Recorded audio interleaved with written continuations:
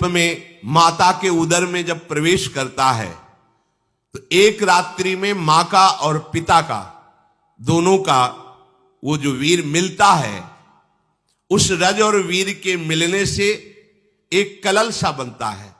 5 रात्रि व्यतीत होने के बाद एक बुदबुदा सा बनता है। 10 रात्रि व्यतीत होने के बाद एक बेर की सी आकृति होती है। फिर उसके बाद उसमें धीरे धीरे मांसपेशियां बढ़ने लगती हैं। 1 महीने में उसके सिर निकल आता है। 2 महीने में हाथ पांव अंगों का विभाग होता है। 3रे महीने में नख, रोम, अस्थि, चर्म, स्त्री पुरुष के चिन्ह प्रकट हो जाते हैं। 4 महीने में मांसादि 7 धातुएं प्रकट हो जाती है। 5वें महीने में चेतना जागृत हो जाती है। जैसे अपने चेतना, ऐसे 5वें महीने में गर्भस्थ शिशु की चेतना जागृत हो गई। जीव है पर चेतना 5 महीने बाद मां के गर्भ में जागृत। अब उसे भूख लगती है, प्यास लगती है। वहां की तापमयी जलन, पीड़ा, छोटे छोटे कीड़ों के द्वारा काटना। 6ठे मास में झिल्ली से लपटा हुआ मां की दाहिनी कोख में कीड़े की तरह तड़पता है। उस समय माता को कड़वे और खट्टे पानी की लालसा होती है, जिससे उसके अंगों में जाकर भयंकर जलन होती है। यह है भोग।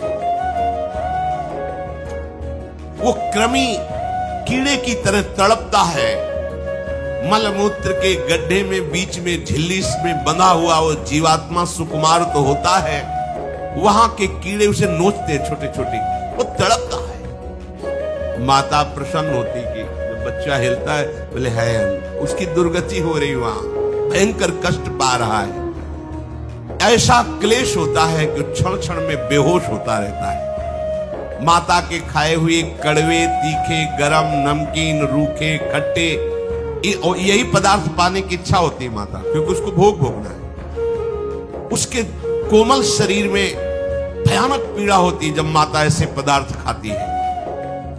गर्भाशय की झिल्ली में लिपटा हुआ, आंतों और मलमूत्र से घिरा हुआ सिर, पेट की और पीठ और गर्दन एक कुंडलाकार, ऐसे कंकण जैसा, ऐसी आकृति गर्भस्थ शिशु की होती है। पिंजड़े में बंद पक्षी के समान पराधीन, ना तो वो हिलडुल सकता है ना बोल सकता है। बड़ा असमर्थ दुख को भोग रहा है। चेतना पूरी है। इसी समय भगवान द्रवित होकर उसे ज्ञान देते हैं, गर्भस्थ शिशु को, सबको। जे उसे ज्ञान होता है तो सैकड़ों जन्म के कुकर्मों से याद आते हैं, सैकड़ों जन्म के। ओहो, ये मेरे कर्म का ही फल, मैंने ऐसे कर्म किए इसलिए दुख भोग रहा हूं। बेचैन हो जाता है, कैसे निपट पाऊंगा, सैकड़ों जन्म के कर्म जमा है। अब महान अशांति उसके हृदय में, उस शरीर में भयंकर पीड़ा। कुंडलाकार शरीर है, हिल भी नहीं सकता है, बस कीड़े काटते, बड़ी तड़पन, बड़ी जलन, भूख प्यास की जलन। अब एक और भयानक जलन हुई, उसे स्मरण हो जाता है कई जन्मों के, सैकड़ों जन्मों के पाप कर्मों का। 7वां महीना आरंभ हुआ कि ज्ञान का उन्मेष हो गया। अब प्रसूति वायु उसे चला रही है, तड़पता है वो। सप्त धातु में स्थूल शरीर से बंधा हुआ वो जीव भयभीत होकर के पुकारता है, अगर कोई भगवान है तो एक बार मुझे यहां से निकाल दे।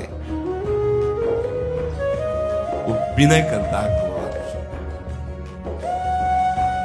कोई अगर भगवान है जिसने मुझे इस बंधन में डाला है, एक बार निकाल दे, यहां से जाके केवल भजन करूंगा।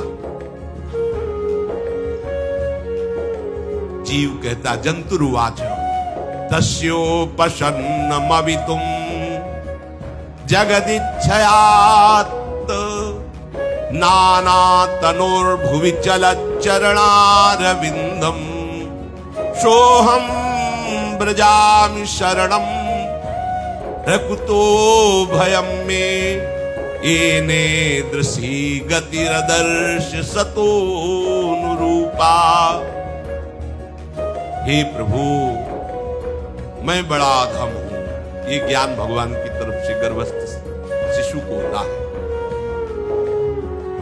देखो स्वयं वो इतना कष्ट पा रहा है, फिर जब आप गर्भ हत्या करते हैं तो आपका पाप कितना बड़ा होगा सोचो। सब माताओं से विनय है, संयम से रहो, सावधान रहो। ये हत्या ऐसी नहीं कि तुम्हारे दान पुण्य से क्षमा हो जाएगी। ये जो भ्रूण हत्या है, गर्भ हत्या है, बहुत बड़ा पाप है। आप लोग अज्ञान के कारण इसको ध्यान नहीं देते, इसे खिलवाड़ समझते हो। कितना ज्ञान है। बेटी ही मां है, बेटी ही बहन है, बेटी ही पत्नी बनती, बेटी ही किसी के जीवन को धारण करने वाली बनती है। और आपने गर्भ में देख लिया बेटी है, तुम स्वयं मां होकर उसका साथ दे रहे हो, उसका नष्ट करने के लिए। तुम्हारी तो बात ही समझ में नहीं आती, क्या बुद्धि भ्रष्ट हो गई। अगर पुरुष का इतना महत्व है तो बेटियां ना हो तो तुम्हारी कौन सी गति होगी, सोचो जरा। जीना मुश्किल हो जाएगा तुम्हारा। तुम पुरुष किस काम के रह जाओगे। तुम्हारा अर्धांग काट दिया जाए तो तुम कैसे होगे। ये स्त्री स्वरूप अर्धांग है। जिस घर में मां बहन नहीं है, स्त्री स्वरूप नहीं, स्मशान जैसा वो होता।